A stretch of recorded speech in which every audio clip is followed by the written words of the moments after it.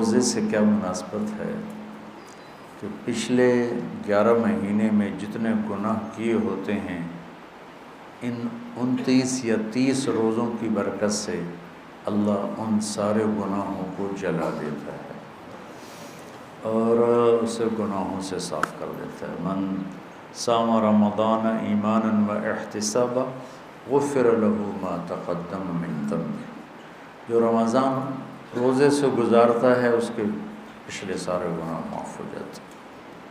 روزے کی قیمت کیا ہے؟ نفل اور فرض کا فرق پہلے سمجھ۔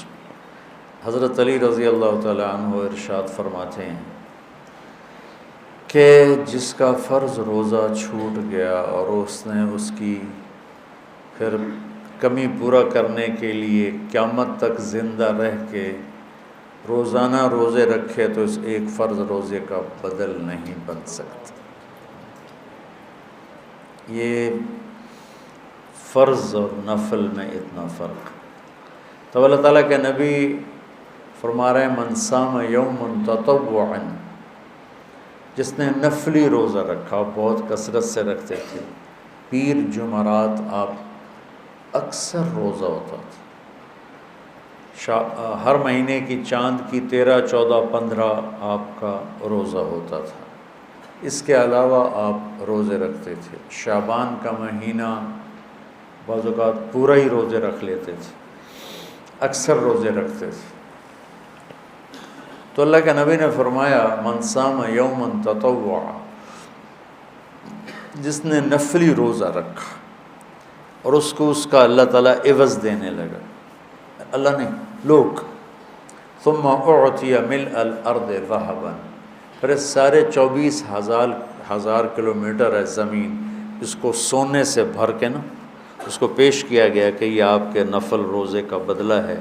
تو اللہ کے نبی فرماتے ہیں کہ اس نفل روزے کا یہ سونے سے بھری ہوئی زمین بھی بدلہ نہیں بن سکتی۔